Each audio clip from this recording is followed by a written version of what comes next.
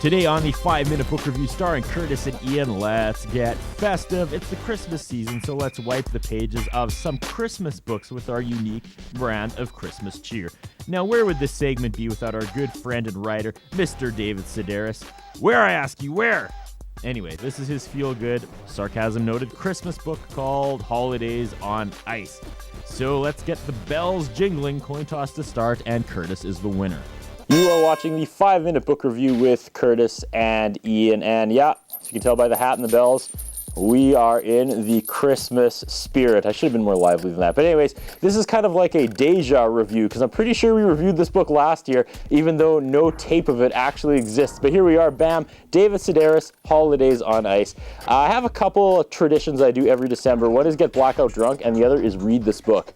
David Sedaris, Holidays on Ice, the greatest Christmas book I have ever read, arguably the greatest. The Grinch comes close, this would probably be second. It's a collection of short stories, all Christmas themed, and he really captures the spirit about how everybody chases that like Norman Rockwell perfect, picture perfect Christmas, but you never quite get there. And you fail every year, but that's actually the fun about Christmas, is you're constantly trying to make that perfect Christmas, failing along the way, and that's how family memories are made. Ian. Oh yeah, it's definitely a good book and a good read, and it definitely goes for that whole, like you said, that debunking the Norman Rockwell myth. At the same time, I kind of got bored of it about halfway through. I don't know, like that version of it that you're holding there, it says that it's got 6 more stories in it, and I don't know if that was really necessary to add more in. I mean, I got the point, yes.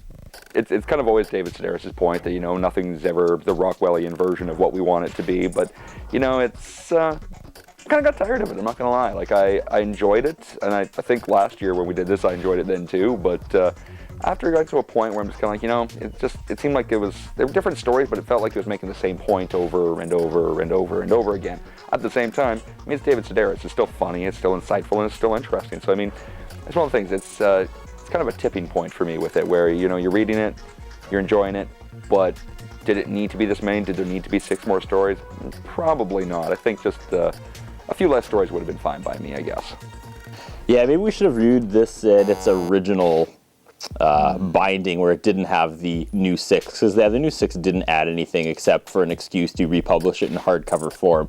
And this book is kind of a cash grab. If you can get the original Holidays on Ice, I believe the cover is Santa standing at a urinal. It's a fantastic read. Again, it's condensed. You're down 6 stories, but there's 6 filler stories. You still get the good ones. You get the story where he spent a Christmas working as an elf in Macy's department store, and of course you get the lovely Dinah the Christmas Whore, which may be the best Christmas story ever written. Agreed, that's a great one. I don't know, and you're right, like those 6 stories read like filler. I get the impression when reading them that they were part of the batch of first stories he wrote for it.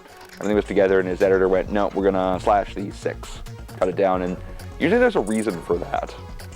And I think the reason was they just weren't necessary. But admittedly, at the same time, I mean, if you stick to the original ones, the ones that are from the first run of the book, they're great stories. They truly are, and it's probably one of the most interesting visions of Christmas I've ever seen. Anyway. I like how he writes like the perfect Christmas letter, because you know how annoying those are when you get those from friends and family. It's just like here's bragging about what we did for the last 12 months. He writes a sarcastic one of that, and it's over the top, and that is perfect. I've thought about photocopying that and sending that to all my relatives a few times. Send copies out to people. Change the names. Yeah, again, Dinah the Christmas Whore. It's a misleading title. It's not what you'd expect, but it's a feel-good Christmas story. Actually, once you're done, you're like, man, that actually filled me with Christmas spirit somehow. But again, it's David Sedaris. Everything is mildly sarcastic and over the top, but that's what you expect when you're reading David Sedaris. Well, this is just him taking a shot at Christmas.